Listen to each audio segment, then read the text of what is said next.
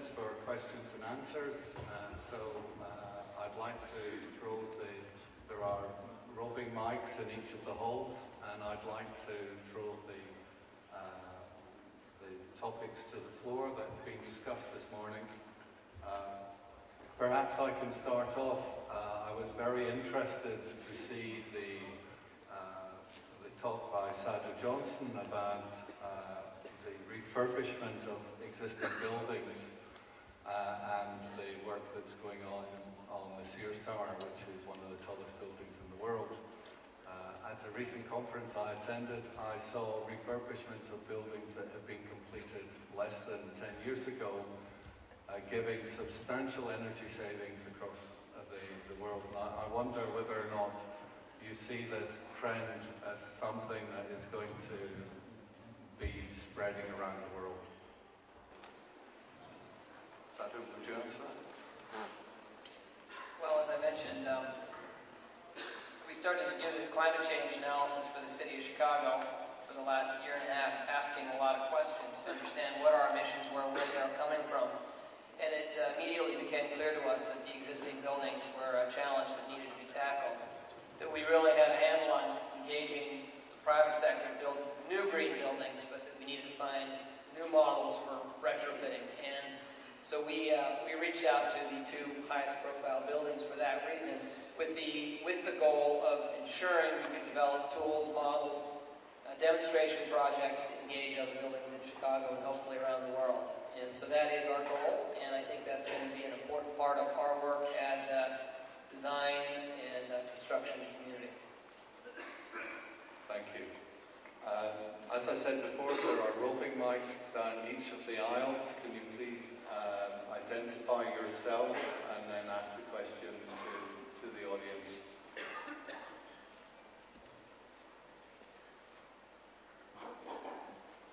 If I can just add, if you're interested in learning more about the Sears Tower retrofit work, Adrian Smith and Gordon Gill are here and they're presenting later, and they know all the details of what it takes to think about adding a double skin wall on the inside of a building like that and really addressing some of the challenges of retrofitting that kind of structure. And can I also say, if you're looking to make a lot of money, I suggest that you open a lawnmower shop in Chicago, but you'll need to have a good head for heights. Actually, those don't need to be mowed. Although we are planting more prairie plants, which do grow higher. And so in the green roof on City Hall, actually, you can walk around in the summer and the prairie grasses are over your head. And you'll see butterflies and dragonflies. It's quite a little ecosystem up there, in addition to the bees that we've added. So those spaces are quite wonderful. And I would say, rather than lawnmowers, get some sheep. Jeffrey Heller, San Francisco. Not only do we have new greening regulations in San Francisco, but the most interesting point, I think, is that some of the new buildings we're working on have voluntarily been converted to green in the midst of construction because the market is driving us to green buildings. In other words, the tenants, the buyers of residential units, the demand for green buildings is so great that in order to compete in the market, the building owners have elected to change the buildings in the midst of construction. Thank you.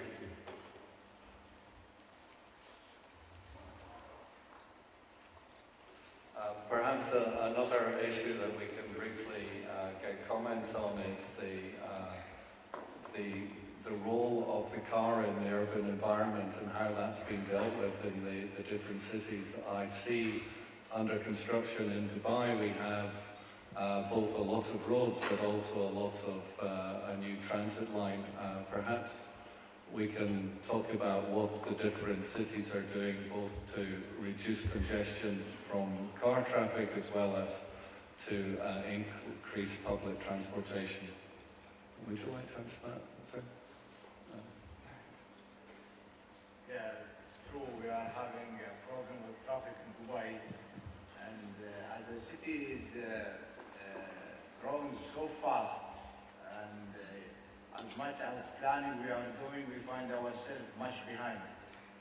And the RTA, the Road Authority, we are already started the metro project, maybe in people live in Dubai or visit in Dubai, you will see there's work is under construction. The city also added a lot of public transport buses. But one of the difficulties we are facing here, as the standard of living is so high, a lot of people are having more than one car.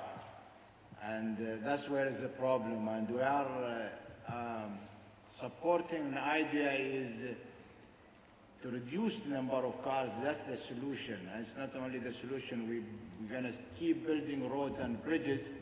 But I think without finding rules and regulation very restricted, so to reduce the number of cars on the street, that will give a lot of help to relieve the congestion, and not only the relief of congestion, it's also to help the environment. We still use gasoline, and it's true it's unleaded, but still there is a lot of these emissions. It does affect badly the environment. Due of a new regulation we are trying to impose now, I really like the presentation from my colleagues from Chicago, is converting the city to be green, but I believe also Chicago, you are facing in winter is snow, and snow is covering all this greening. I don't know if it's gonna, preventing the growth of the green, but true, this one of a very intelligent idea is to make the roofs is green, to increase the landscape. We in Dubai also, we're doing a lot of that greenery, and due also very shortage of water we are in Dubai, but the good things we have done, that's all the greenery you see in Dubai, this is irrigated from treated effluent water. It's sewage water, we treat it in a high quality, and we resend it back to the city to be utilized for greenery area. We are building a lot of parks around the city. We are attempting to do a lot of greenery, and even this week, which is very good, this is greenery week we have in Dubai. So today afternoon we are opening one of the community park, and during this week we'll be doing a lot of plantation. So it's a good opportunity for us to have the same talk in this week.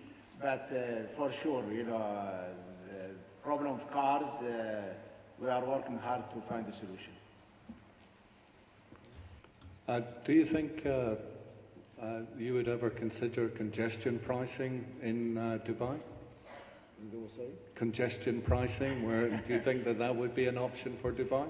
Well, we introduced, a toll on one of the bridges. It's called Salik. Maybe people who live here, they experience it, and this is one of the idea. But I don't believe, every time we have to introduce fees on using the road. I think the main problem we are having here, it is number of cars.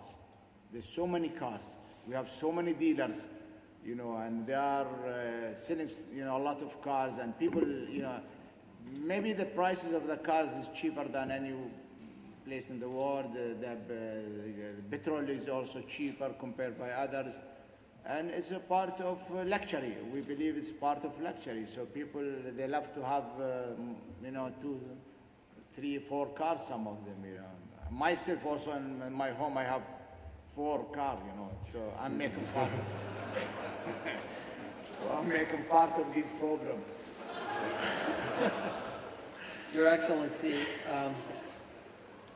you'd be happy to know that many cities across the world are facing the same challenges. Even in a city like Chicago, we face major issues with congestion. And we've been looking at new ways or expanding existing well-known ways to deal with that. Transit-oriented development is one of the ways. We're currently developing a transit-oriented development master plan for the city, where we're looking at all the transit nodes that are underutilized but that have higher density around them that could accommodate increased construction with reduced parking requirements, and then also building infrastructure to make it easy for people to get around without needing a car. We have over 150 miles of bike lanes and bike paths that we've added, 10,000 bike racks. We're supporting and recently changed our tax code to create incentives for car sharing, so you can use a car, put it in these new larger developments, and use it by the hour. You pay by the hour, so you don't need to own the car, although clearly owning cars is something that some people like a lot. There are ways to help people to get around without needing their own car. So I think there's some planning tools and new models, business models around transit that can really take off in our urban communities. Thank you. Anthony? Yes, Anthony Wood, Council on Tall Buildings. All three presentations were really interesting because there's three different perspectives on three cities with unique histories, and that's why we convened this session. Some of the initiatives that have been put in place, I think, are excellent. I just wonder if we could ask the speakers, each speaker, to talk about some of the barriers, some of the main barriers to implementing some of these sustainable principles in each of the three cities. We don't have any barriers in Chicago. Okay, I'll add, so I'll go first. I think one of the main barriers that we've faced is inertia. People just used to doing what they always do and are slow to change. And then when they do change, they do it, as the case was brought up in San Francisco, halfway through a construction project, someone says, we're going to go green, and they try to change everything in the middle of the construction. And so that does drive costs up. So I think that the key is not to focus on acting, well, the key is to act strategically and to look at the development and really look at an integrated design process, to integrate sustainability from the get-go, from the location to the integration with transit to the type of construction, is to really look at the building from the very beginning of how you're going to make it green. Yeah. I think in Dubai, as the city is moving so fast, and you know, everybody want to finish his work in very minimum time. Does not give us as authority in the municipality a time for do more studies, do more analysis, find out best practices from others. This is one of the barriers we are facing really, it does put a lot of pressure on us as an authorities here, which is, are we going the right track with the scientific ways, or we need more studies on this subject.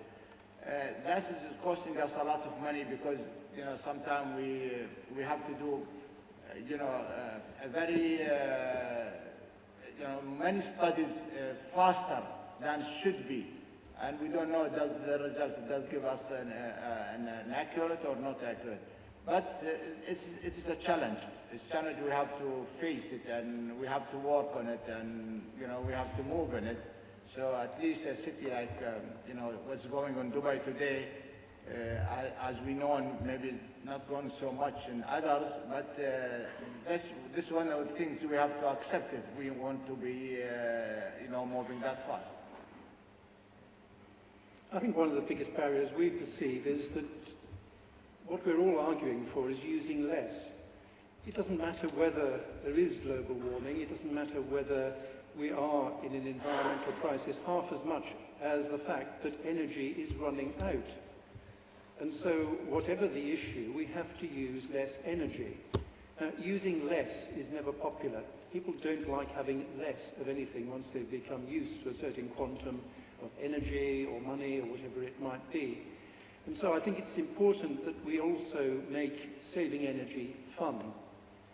Now that's very difficult in suburban locations because there's not much fun in the suburb. I mean, the main reason people use energy in the suburbs is to escape boredom. They go on the internet to escape boredom. They get in their car to escape boredom. Whereas if you're in the centre of a city, you can have an awful lot of fun without using much energy. You already have the public transport, you have all the facilities, you have all the people you want to meet, and you can have a very good time. You're already in a party all the time. So I think the main thing we can do, and the main barrier we have to overcome, is getting rid of the suburbs.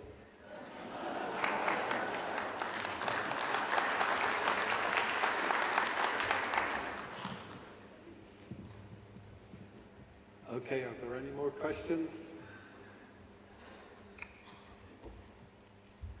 Hold on a minute, sir. The microphone will be with you in a minute.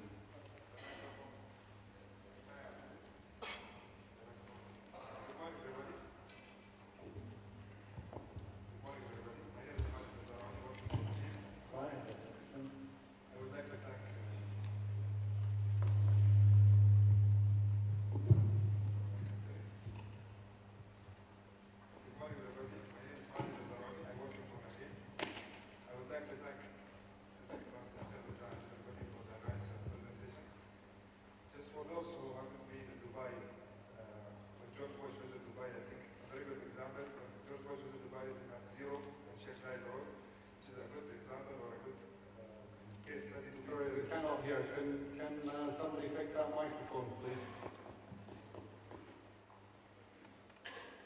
Hold on a minute, sir. We'll come back to you. Can we just have this question over here? Can somebody fix the microphone over there, please? Yes, good morning. This one is too loud. One question for Mr. Johnston is, does the LEED certification apply to residential buildings? Because my understanding it only applies to commercial buildings. And if it doesn't, what kind of certification does apply to residential buildings similar to the LEEDs? And the second question to His Excellency Mr. Lootah is if he can touch on the legislation adopted in Dubai for imposing more environmental regulations on developments. For example, my understanding in the US, there is limitation for glazing that is allowed in buildings to allow for certain heat load for the buildings. Here in Dubai, there is no limitations for glazing. I can make any building with any amount of glazing, whatever I please. So if you can touch on the legislation that is being adopted now and the one that will be perhaps imposed in the near future. The third question also to His Excellency is encouraging pedestrian movements within the central part of Dubai, mainly around Sheikh Zayed Road, the financial district and so forth. I have personally been trying to move on foot in this area, and I find it rather difficult. So I would encourage more, planning for more encouraging pedestrian movements within the central part of Dubai. Thank you very much. To your first question, there is a LEED for Homes product that has been developed. In Chicago, we actually created a hybrid of the National Home Builders Association and the LEED program, which we call the Green Homes Program for Chicago. And we mandate that every building that we support, every residential building that we support meets that criteria. But there is a LEED for Homes program. Yes, for your first questions, material-wise in the selected, it's, trying to have, for example, double glaze, triple glaze. Reflected one, it's not recommended strongly in the area here for so many reasons. The city is quite sunny all the time, and does, having a strong reflection from the sun is not helping, people, and also it's dangerous for the driver sometimes. And we experienced one of the projects was a building that has on one of the cross-section, and when the sun comes in a certain angle, it does make big reflection to the driver, and it does harm, driving, and it's not safe. There is different ways to save energy. It's not necessarily this may be one of them, but we are insisting on now a complete study and submission of the building to have a complete study for the electricity use, for the thermal requirement, and we go for double glaze. Even we have insistent triple glaze for that building. For your another question regarding pedestrian, this is very important. This really things we are looking at. But one of the problems we are facing, maybe my colleagues is in Chicago, is the city is cool and temperature is acceptable. And here, the heat is one of the problems. The heat, it is really preventing people to walk. We are introducing in Sheikh Zayed Road a new design now for landscape. The landscape design have taken all the pedestrian movement down there. And the authority from the road department also introduced a lot of bridges you might see around the city. It's take you from one side to side, and even these bridges is air conditioned. But it's only crossing road to road, but the time you walk in the street with the heat, still a problem. I don't know if we can find some bicycle with air conditioning. That's it's gonna help, but this one of the problem is we are facing is the heat, people, even sometimes you find people, when looking for a parking, is to go the most closest, very close to the area he's going, just to park his car because he want not to walk a certain distance. But I think the idea of making more greenery, this is gonna help the city. Thank you. One more question? One more question. Yeah, I can. If you have the time. Good morning, everybody. Good morning. The pressures of road commute and the development of supporting infrastructure are widely known and accepted to be serious environmental issues. For cities which enjoy a continuous waterfront, what are the prospects of exploring water commute by way of water taxis, whereby a person could actually travel within an air-conditioned environment of their car and get on board for water taxi? I'm sorry, sir, you have to say that again. Can you speak slowly?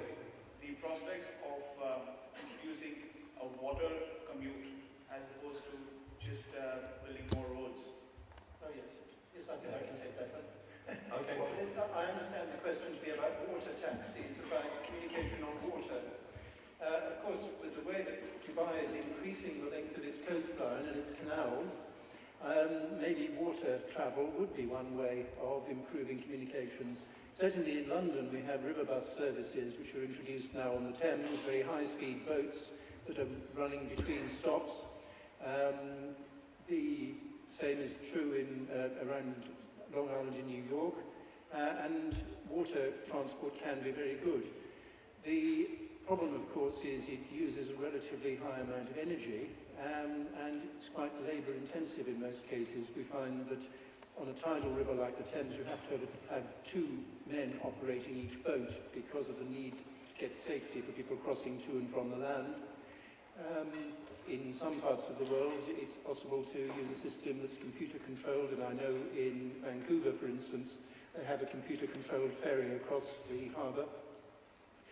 So I think there is a lot more that could be done.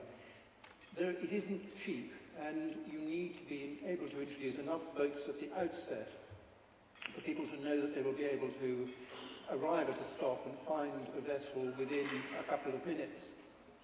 I know in the London case, they introduced a service every 20 minutes, and that's not frequent enough when people are used to an underground railway where you have a train every 2 or 3 minutes. So that there is quite a big capital outlay on the cost of the boats and on the piers that you need to get on and off them. But in comparison to the cost of installing a rapid transit railway, this is a very small amount of money. So I would think that there is a lot of sense in pursuing water transportation. But we are introducing that. Maybe if people live in Dubai, you see there is so many type of boat is being introduced, and there is even air-conditioned boat is being introduced now to use water transport. I think that's going to increase little by little, and from coast to coast we are doing crossing the creek itself now. We're transporting more than 50,000 passengers every day. So it's a big, but still our problem is to transfer door to door. So that means you have to travel somewhere, then you have to take a bus or you have to take a taxi. That's one of the difficulties we have. We do have a water taxi system in Chicago as well. You saw a couple photos of them in my slide presentation. It's generally used mostly by tourists, though, because of the frequency issue that you were referring to. Okay, we're going to have one very last question, which was the question that we postponed twice. Thank you. I think to have a green building, we need to have a green city or green zone. Talking about Dubai getting to be 2008 green, my question to Mr. Hussain is, do you think the zoning of Dubai is, you can have the green buildings now, or the zoning of Dubai need to be re-studied again? For example, if you work in London, you can live and work in the same places. It is a walkable distance places. I know it is very hot here, you can't live and work in the same place. You need to have maybe AC or something. And the second part of my question, when Dubai Municipality will start applying the green rules and regulations for the developers or something, what is the, you said there is a committee has been done. What is the status and when it is going to be started? Thank you. Well, we have studied a number of options to find that people can walk from house to work. But, you know, this is the city of Dubai, it depends on economy. It depends on a lot of businesses distributed all around. So you cannot focus on one area and you do the living and you do the business so people can have a short distance walk. We have other also that we have a neighborhood like Sharjah town. Sharjah town, it's a little bit cheaper on residential fees or rent. So a lot of people, they live in Sharjah and you can see how they come in the morning and, you know, it's similar to New Jersey and New York. Also in New Jersey, people live there and come back. So this is a habit of planning. It's not, nobody can, you know, focus on something. You know, you need to do a lot of, you know, it's human being behavior. People want to go in there.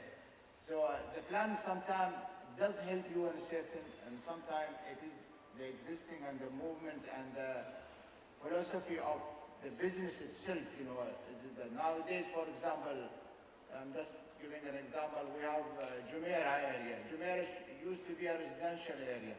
And because it's very nice, close to the sea, there is a lot of small businesses start opening. And, you know, people, they are moving so fast to do a lot of business there.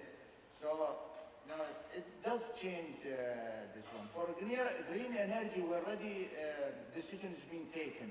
And we applied the green energy maybe 5 years ago when we insist to have insulation in the building. Before, the building does not have regulation of insulation. Nowadays the building does have insulation, a requirement of insulation, but it's not enough. We need to do more. It's not only green building is to make a plantation or to use solar or this. We are the highest consumption of electricity in the area. We have the highest consumption of water in the area. So it is a strong, it's a big program we have to achieve. We have to reduce the consumption of water. I was talking with my colleagues on water and electricity department. I said, not only you are reducing, try to control the consumption of water is going to help you, it's going to help us also in the drainage. Our sewage treatment plant is overflow now because there is so much consumption of water. So it's a cycle. You find a cycle that you save somewhere here, you benefit yourself and you benefit the others. It becomes an issue for the community to have more deep thinking. We are using a lot of tools now to impose the green building, and I hope, in coming year you will find a lot of green building coming in Dubai. Can I also mention, in the United Kingdom, and we have another prince who is a planning expert, Prince Charles, and he planned a community in Dorset called Poundbury. The whole idea was that people would live and work in the same place. But of course, every morning people get in their cars in Poundbury and drive out of Poundbury, and other people drive in because people want choice. So I think whilst it's very attractive to imagine people can live and work in the same place, people will always demand to have that choice to change their jobs and to move around. If we can make the cities attractive enough, though, a lot of people will choose to live there because it's more fun, because it is more pleasant to be there. and then they will live close. So it is part of the solution. And quickly on green energy, I often remind people who drive electric cars that they're polluting the planet a lot more than people with petrol engines, because the energy is converted at a power station. It comes along power lines, it's put into a battery and then taken out of a battery. And they get about 20% of the carbon in terms of the propulsion of their vehicle. So until you have green energy feeding your electric system, electric transport will not be green. So wind power may be one of the answers, tidal power. We do have to look to those forms of energy to supply the main basic electricity requirements of the country. Thank you very much. This is going to conclude this session. I think that we've had three really great presentations from three cities that are leading the sustainable movement in tall buildings throughout the world. So for those that want to learn more about Dubai Municipality, they have a booth out in the exhibition area. We're now going to have a short coffee break and the halls are going to be split into three. My last duty is to thank the speakers and present them with a small gift from the council. So I'd like you to put your hands together to thank the speakers.